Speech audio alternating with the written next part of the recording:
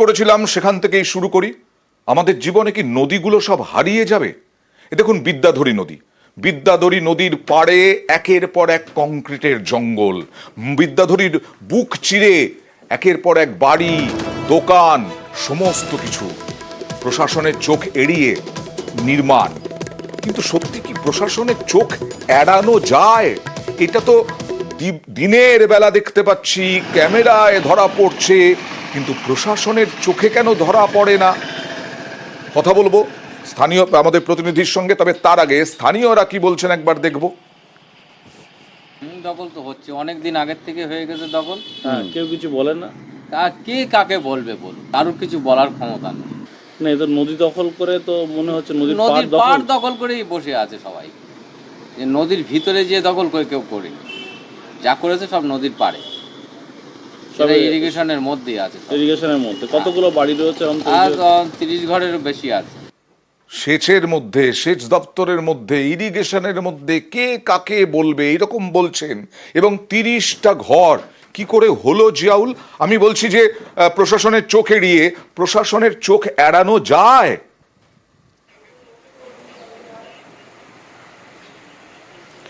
দেখো, এখন প্রশাসন যদি দেখেও না দেখার ভান করে সেটা অন্য ব্যাপার, কিন্তু এলাকার মানুষের বক্তব্য যে দিনের পর দিন একের পর এক জায়গায় এই বিদ্যাধরীর ক্যানেল, বিদ্যাধরী নদী কিন্তু চুরি হচ্ছে। একেবারে হরিণঘাটা থেকে একেবারে এই সন্দেশখালী রায়মঙ্গল, অর্থাৎ একেবারে মিনাকা, সন্দেশখালী, হিঙ্গলগঞ্জ, বেলিয়া, অর্থাৎ একের পর এক জায়গা, হাড়োয়া, সেখানে দেখা যাচ্ছে যে বিদ্যাধরীর যে নদী রয়েছে সেই নদী পরপর চুরি হয়ে যাচ্ছে। অর্থাৎ নদীর বুক চিরে, যেটা একেবারে কংক্রিটের জঙ্গল, কোথাও নদীর পাড় সেখানে দখল করে সেখানে তৈরি হচ্ছে বাড়ি, জঙ্গল।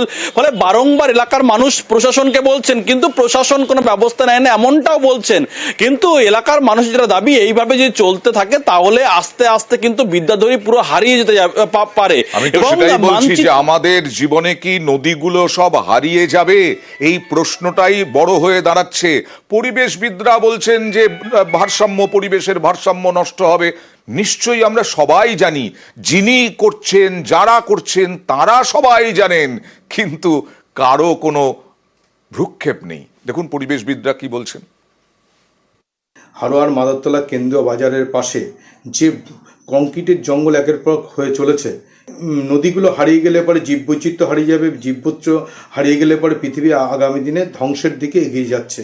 সেই সঙ্গে যে এই বিদ্যাধরী নদীতে একসময় প্রচুর মাছ পাওয়া যেত, মৎস্যজীবীরা মাছ শিকার করত, টোটালটাই সেটা নষ্ট হতে চলেছে। এই কারণে বিদ্যাধরীকে বাঁচাতে হবে। আমরা মনে করছি প্রশাসন ঠিকমতো যদি নজরদারি করে তবেই এটা সম্ভব ঠেকানো, নাহলে সম্ভব নয়। ঠেকানো সম্ভব তো বটেই, কিন্তু ঠেকানোর কি কোনো পদক্ষেপ করা হচ্ছে আপাতত এখনো পর্যন্ত জিয়াউল? দেখো, এখনো পর্যন্ত প্রশাসনের তেমন হেলদোল নেই। তার কারণ এটা আজকে নয়, বছরের পর বছর ধরে এই অবৈধভাবে একেবারে কংক্রিটের জঙ্গল এই পাড় দখল করে কোথাও এই নদীর বুকে তৈরি হচ্ছে। কিন্তু যেটা জানা যাচ্ছে, এলাকার মানুষ বলছেন এর সঙ্গে প্রভাবশালী ব্যক্তিরা এই ঘটনার সঙ্গে যুক্ত। না হলে, প্রভাবশালী না হলে সেই বিদ্যাধরী এইভাবে দখল করা যায় না।